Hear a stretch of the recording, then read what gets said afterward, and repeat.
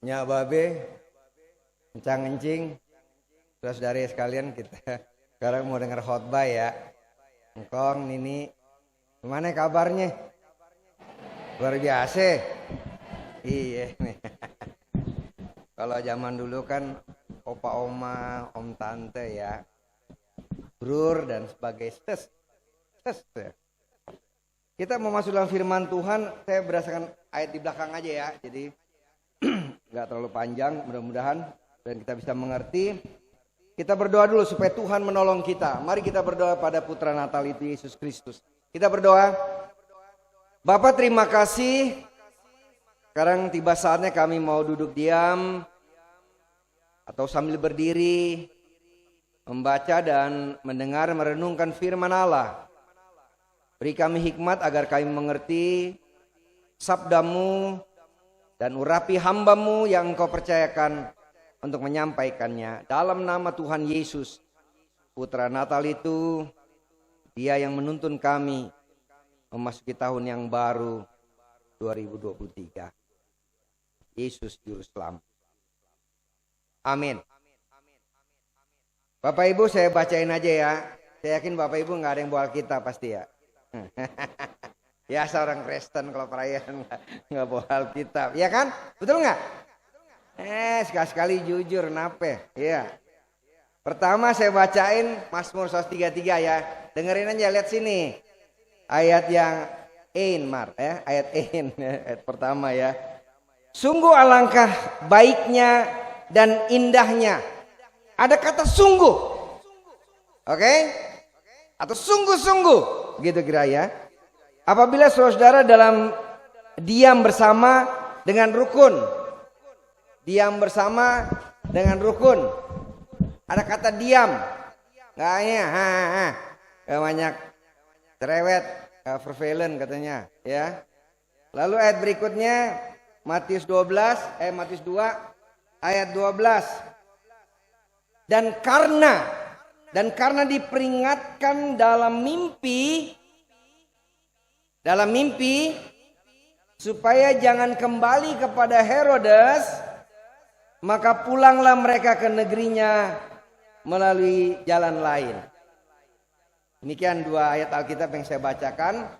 Tuhan Yesus Putra Natal itu pernah berkata, yang berbahagia mereka mendengarkan firman Allah dan juga yang melakukannya.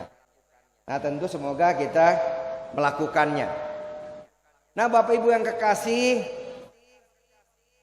semua orang merindukan kerukunan.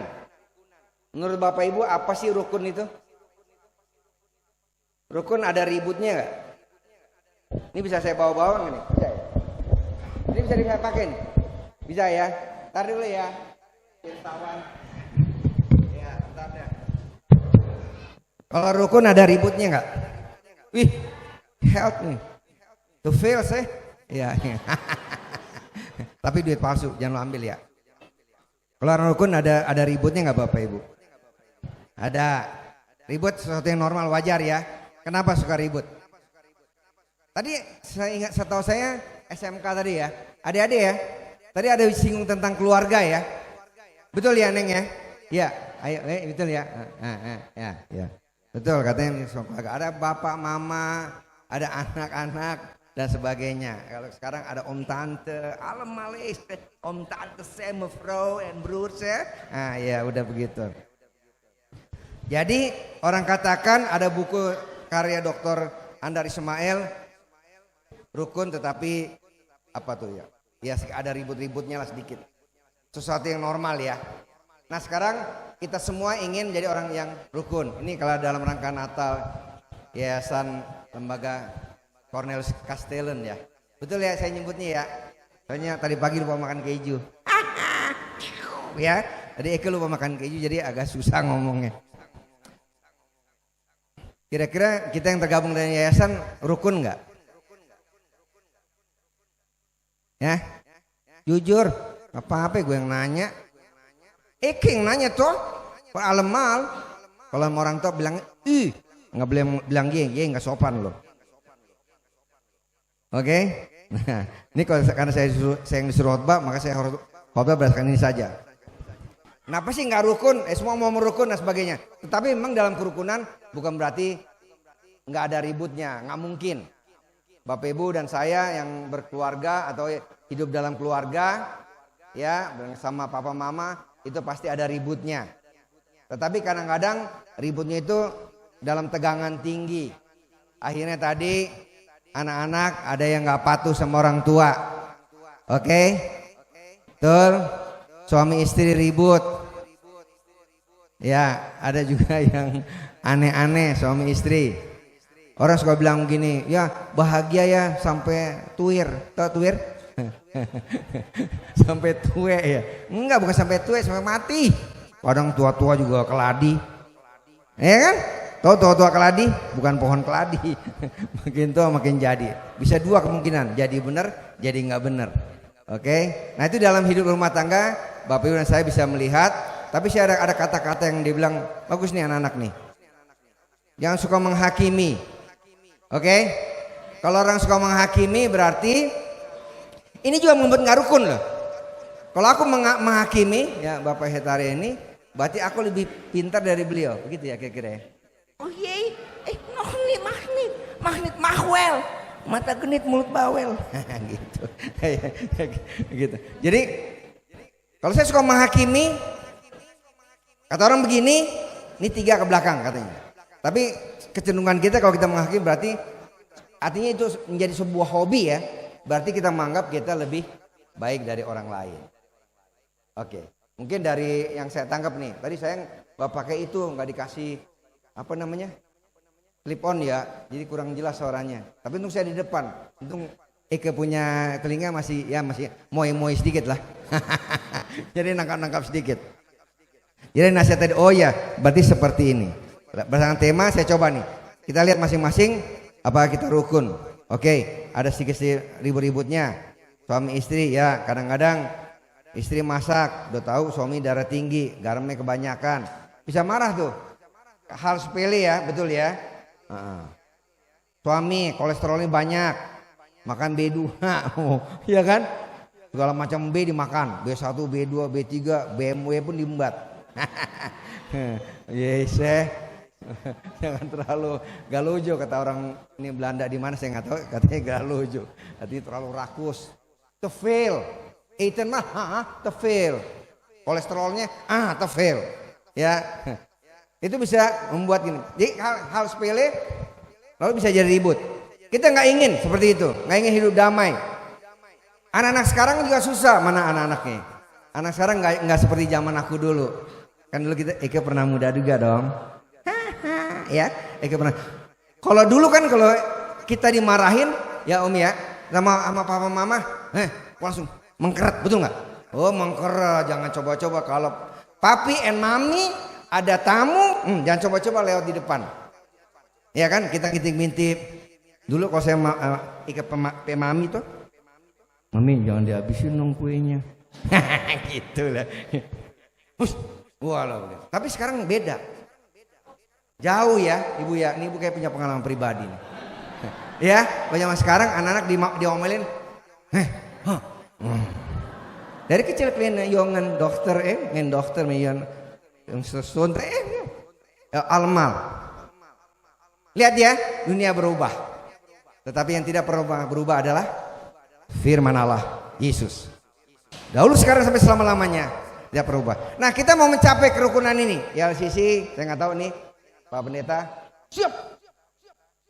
Beliau lebih tahu kan, pendeta juga sih. Nggak enak dong pendeta kalau pendeta. Dia sudah tahu kita salah di mana. Tapi kita ingin menciptakan kalau saya mulai dari kerukunan. Tapi sebenarnya begini, kan ada lagu yang mengatakan ku mulai dari diriku sendiri ya. Ini yang paling penting teman-teman. Kita melihat diri kita sendiri.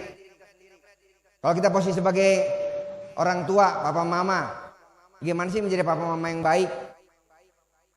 Oke ya. Kita koreksi, apakah papa di sini ada papa yang streng?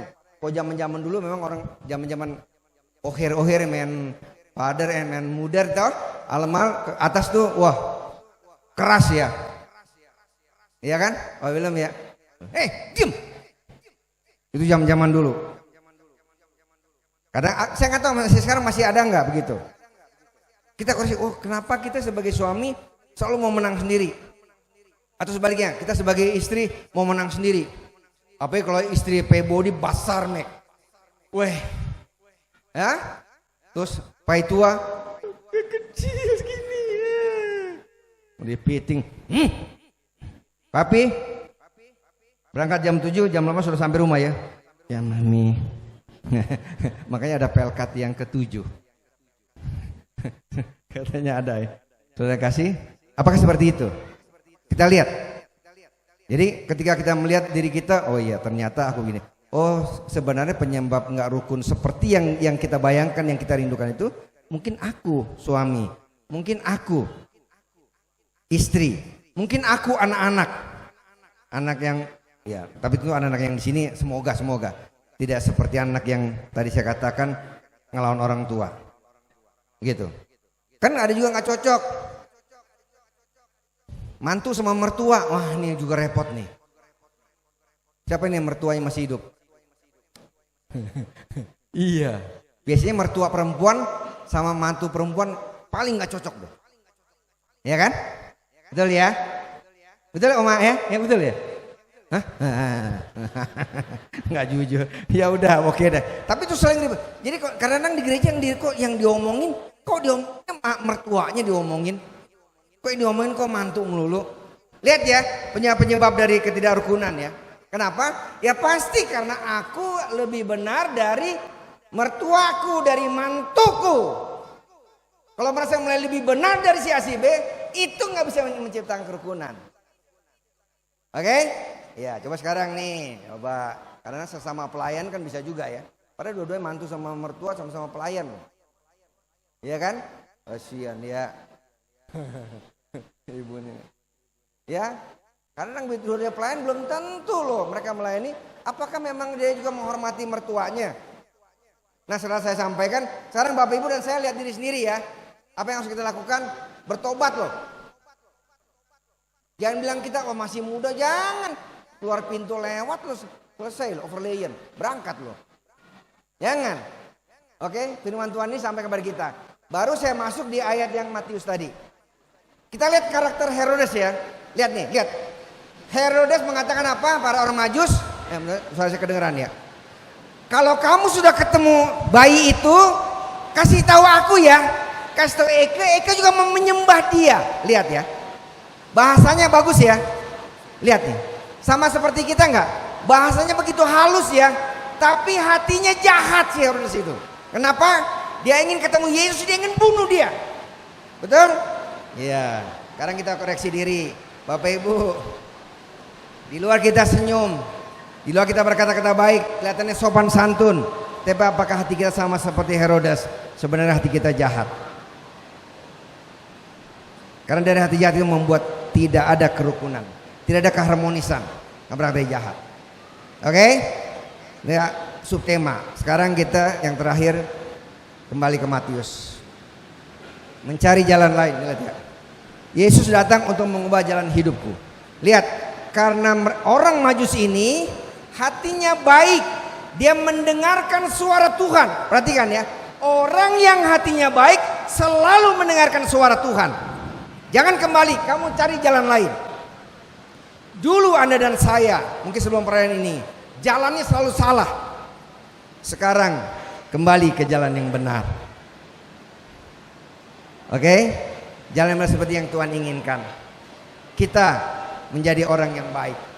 Suami yang baik, istri yang baik, ayah yang baik, ibu yang baik, anak yang baik, mantu yang baik, mertua yang baik, opa oma yang baik. Banyak juga loh opa oma yang gak baik. Ya kan? Kadang-kadang opa oma merasa sudah pengalaman, tapi gak menjadi contoh yang baik. Masih ada gak nih opa oma yang suka mabok waktu malam tahun baru? Ayo loh. Iya loh. Cucunya dibilang, kebetulan namanya Benyamin juga cucunya. Ada nama Benyamin nih. Gue pakai nama gue ya. Cuk, tuh lihat opa lu tuh. Buset deh. Iya lagi di pinggir got. Pukul-pukul bir bintang. Lalu malam kudus lagi. Malam kudus. Dah mabok dia. Masih ada yang situ?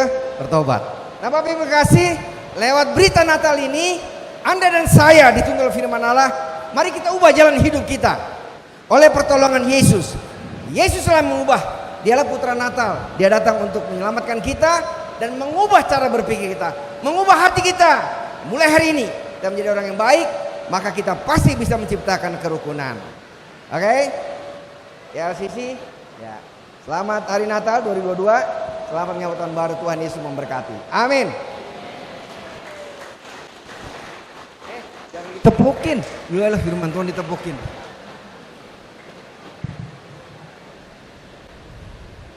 Kita menyanyi, Dia lahir untuk kami.